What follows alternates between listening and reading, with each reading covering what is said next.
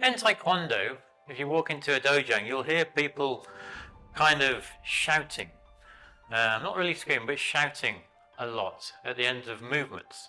And this is basically the Ki Hap. And what is the Ki Hap? Well, this is basically the inner chi that everybody has, where all your energy comes from.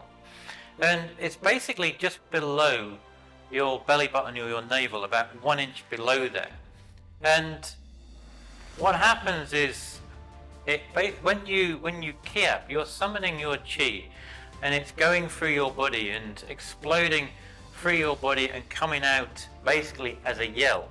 And this gives you all your strength and all your power to enable you to have a very destructive force at the end of whether it's a block or a kick or a punch. And it all happens literally within a split second. So how do we do that? Well, first of all, we need to concentrate and practice until it becomes really like second nature. So when you are blocking or punching or kicking, it naturally just happens at the end of that movement when you want that extra strength and power to come into play. So how do we practice it? Well, let me show you. So what we need to do is stand relaxed in a ready stance, palms towards us, as I said, just basically about 1 inch below. It's really where the belt knot is. So you can just feel that just here in a second. And what you want to do is close your eyes and then concentrate. And picture that inner chi, that energy beginning to grow inside you like a small ball of fire, growing bigger and bigger slowly. You then take a deep breath in through your nose, and then all of a sudden you let that power escape through your mouth. Now, when you're doing this, make sure that you're not actually shouting from your throat, because if you do that, what you'll find over time in the class when you're doing it, you'll end up with a sore throat, and that's not what you want. And if you do end up with a sore throat, you realize that you're actually not doing it properly. Everything comes from just below, as I said, the abdomen here, just below here where that chi is. So if you do it properly, you don't get a sore throat and you'll be doing it fine.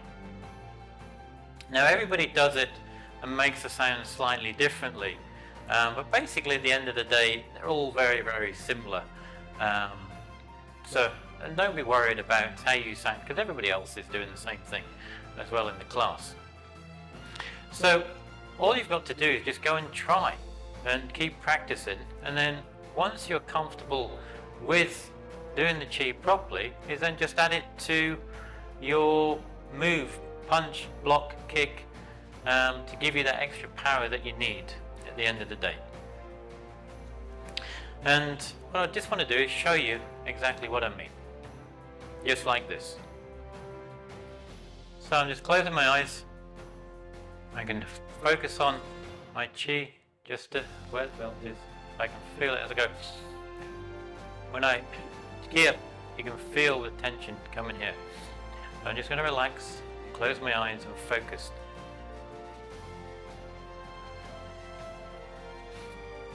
And feel the energy, feel the heat, feel the warmth, feel the fire beginning to burn. And then I'm going to breathe in through my nose.